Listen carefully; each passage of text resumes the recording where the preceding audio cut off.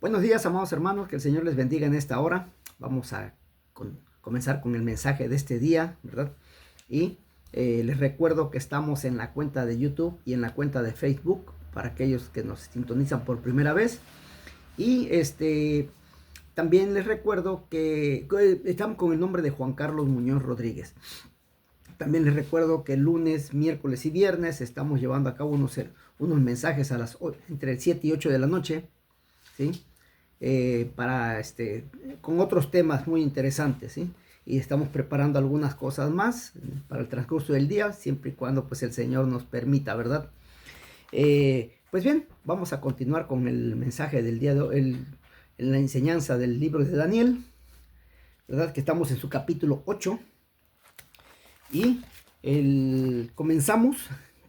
Ayer hablábamos acerca de Antíoco Epifanes, ¿verdad? Ya en el reino de Grecia. Antíoco Epifanes, ¿verdad? Que fue considerado como el anticristo del Antiguo Testamento. Les mostré una foto donde se veía a un ángel pequeño salir de entre los cuatro reinos, pero en este caso era prácticamente del tercer reino, que era Grecia, porque Antíoco Epifanes sale de Siria, ¿verdad? Siria de Seleucía, donde hace destrozo y medio como lo vimos ayer. Pueden revisar el mensaje de ayer y lo van a entender más plenamente. Pero entonces dice, vamos a leer el versículo 11, vamos a repetir el versículo 11 del día de ayer. Aún se engrandeció contra el ejército el príncipe de los ejércitos, y por él fue quitado el continuo sacrificio, y el lugar del santuario fue echado por tierra. O sea, este hombre era un espiritista tremendísimo, ¿sí? Que estaba metido en el espiritismo a lo máximo, y dice que hizo guerra contra el ejército del cielo, ¿sí? Quitó el continuo sacrificio. ¿Por qué el continuo sacrificio lo quita? Porque él va al templo de Jerusalén, sacrifica una cerda preñada dentro del templo, ¿verdad? Y este hombre, el jugo de ese sacrificio que hace, una cerda preñada en el altar, el jugo lo derrama en los vasos, ¿verdad? Y eso hace abominable, y a partir de ese momento el templo de Jerusalén queda cerrado, hasta que hablamos el día de ayer, ¿verdad? Que los jebuseos, perdón, un grupo de una familia religiosa, ¿verdad? Recompone el templo por instrucciones de Herodes más adelante, porque ya la venida del Señor Jesucristo, ¿sí? En su primera venida como en carne y sangre, tenía que llegar. Entonces, él hace todo eso, ¿sí? Incluso se hace llamar Dios y se pone como nombre Theos Epifanes, que significa Dios manifestado, ¿eh? O sea, hasta dónde llegó este tipo. Pero bien, dice el versículo 13, entonces oí a un santo que hablaba, y otro de los santos preguntó a aquel que hablaba, ¿hasta cuándo durará la visión del continuo sacrificio y la prevaricación asoladora, entregando el santuario y el ejército para ser pisoteados? O sea, ¿hasta cuándo? Hace la pregunta. Aquí un santo se refiere a una de las inteligencias creadas por Dios, o sea, a un ángel, ¿sí? Un ángel. También es de suma importancia observar que este versículo, la profanación del templo es llamada la prevaricación asoladora, ¿sí? El versículo 14 dice, y él dijo, hasta 2300 tardes y mañanas, luego el santuario será purificado.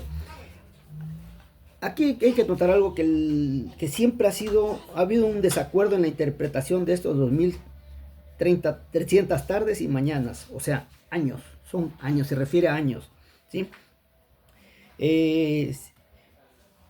Algunas sectas religiosas, como los adventistas del séptimo día, aplicaron a este versículo una interpretación de un día por año. Hasta ahí estaba en lo correcto. Pero su grave error fue con respecto a la fecha para la venida de Cristo, porque la fijaron para el año 1843. Ellos dijeron que en el año 1843 venía Cristo.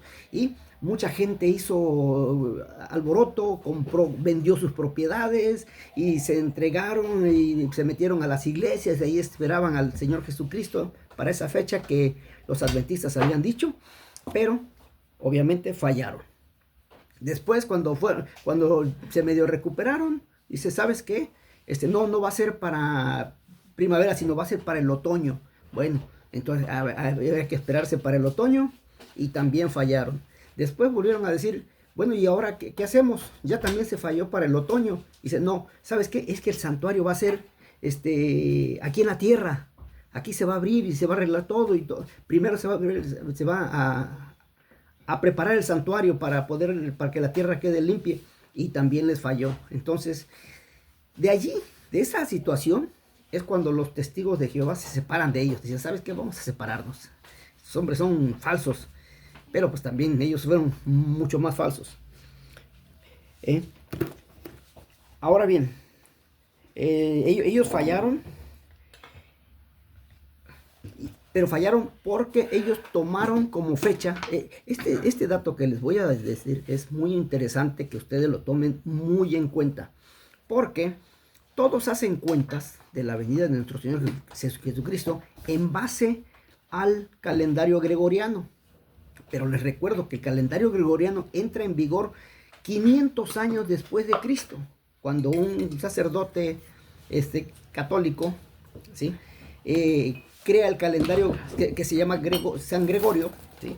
Le ponen como papa, al Papa San Gregorio, hace el calendario retroactivo al año 000, ¿sí?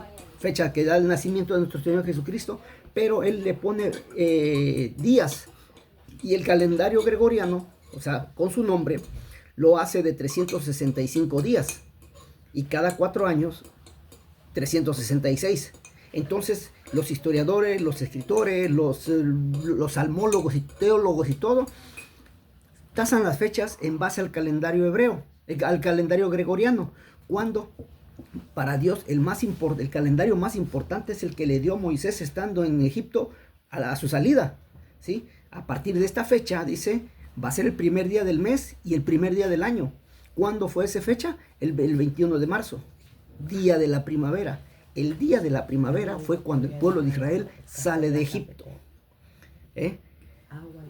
Entonces hay que tomar muy en cuenta esos detallitos, porque si no, fallamos. Por eso es que los cálculos han fallado ahorita.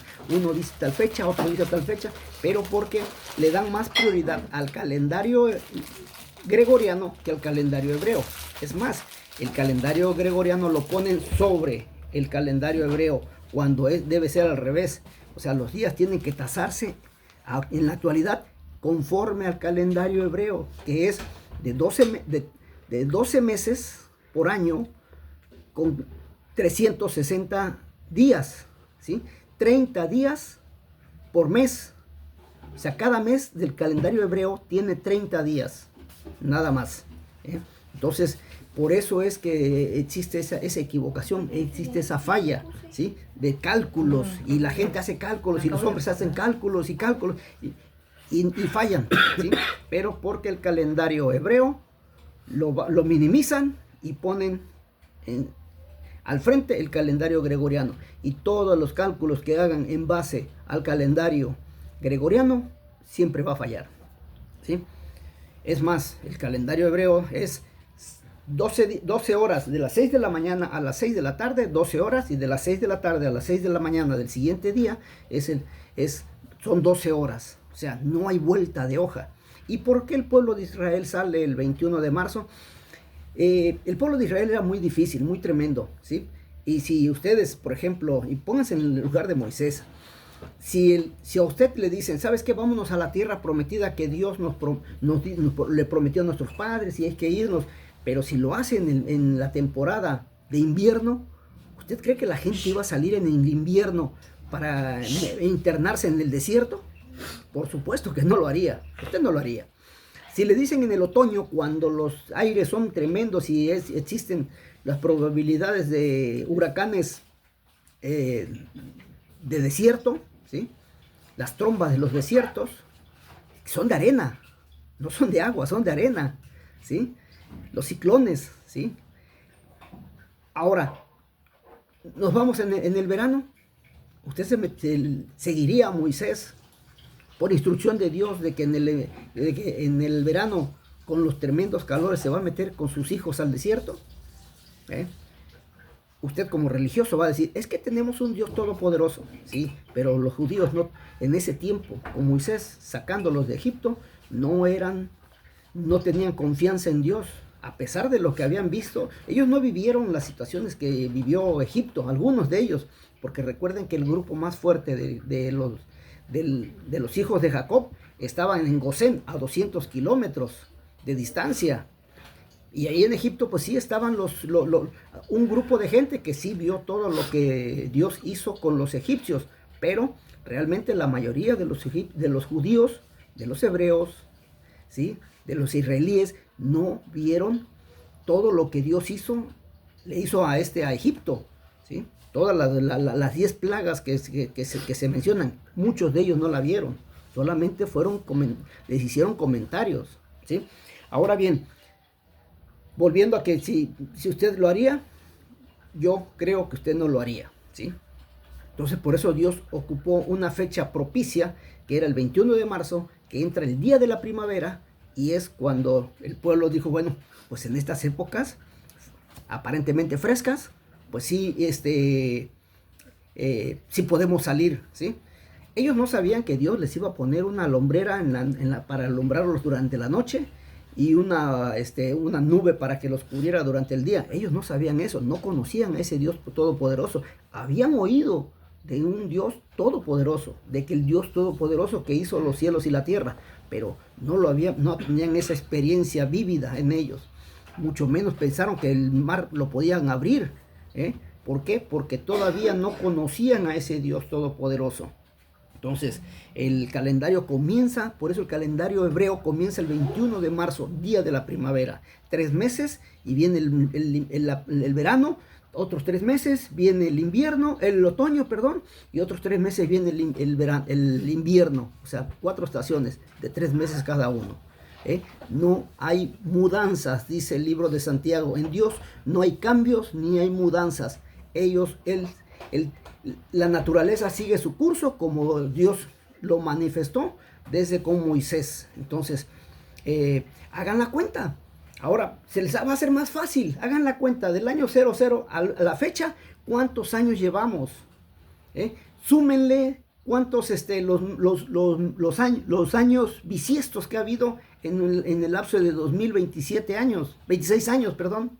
¿Sí? ¿Cuántos años? Y van a sacar una cantidad. Réstensela al calendario hebreo y van a sacar una diferencia, y de ahí van a ver en qué año realmente estamos conforme a las Sagradas Escrituras. Pero ojo, hay un tiempo de gracia, que es el que estamos viviendo ahorita. A lo mejor la cuenta que les va a salir es de que el calendario hebreo ya se venció, ¿sí? Ya estamos ya es el último, ya se cumplió. Pero les recuerdo que entonces que estamos en un tiempo de gracia. ¿Cuánto tiempo es de gracia? El Señor tiene la misericordia en sus manos sobre ese tiempo de gracia, que es el que estamos viviendo actualmente. Si tasamos esta fecha de Daniel, la tomamos de acuerdo al calendario hebreo, les aseguro que la fecha se va al 2030. Al año 2030, pero hagan los cálculos, hagan algo, quémense un poquito las pestañas y pídanle sabiduría a Dios Todopoderoso, que su Santo Espíritu los guíe para llevar a cabo esta ecuación, que es muy interesante, ¿sí? También estos falsos intérpretes pensaban que el santuario del tabernáculo sería en la tierra, O sea, los testigos de Jehová, los adventistas y todos han dicho que esta tierra va a ser renovada, pero en ninguna parte de la Biblia dice que va a ser renovada, ¿sí? La Tierra tiene un espacio de vida de 6.000 años. 6.000 años de vida es lo que tiene la vida, la Tierra. Dice Dios, en 6 años hizo el cielo, en 6 días hizo los cielos y la tierra, y el séptimo día descansó. O sea, si decimos, si nos vamos al pasaje bíblico que dice, para Dios un año, un día es como 1.000 años, y 1.000 años como un día, entonces un año de 6 días de haber hecho la tierra representa los 6.000 años que tiene por vivir, y el séptimo de descanso es el milenio, para completar el ciclo que Dios le dio a la tierra. Pero el milenio no vamos a estar aquí en la tierra, ¿eh? La tierra, ningún pasaje de la Biblia dice que la tierra va a ser restaurada, ¿eh? De Adán a Abraham fueron 2.000 años. De Abraham hasta Jesús fueron 2.000 años. Y desde Jesús para acá son 2.000 años más. Más el tiempo de gracia que nos ha dado nuestro Señor en su infinita misericordia, para que nadie se gloríe, dice. Tenemos también que la tierra va a ser destruida con fuego. La tierra va a ser destruida con fuego. Y eso sí, tenemos infinidad de pasajes bíblicos. Mañana vamos a ver esos pasajes bíblicos, algunos detalles interesantes, porque ahorita el tiempo se me acabó. Soy Juan Carlos Muñoz, que Dios los bendiga. Hasta el día de mañana.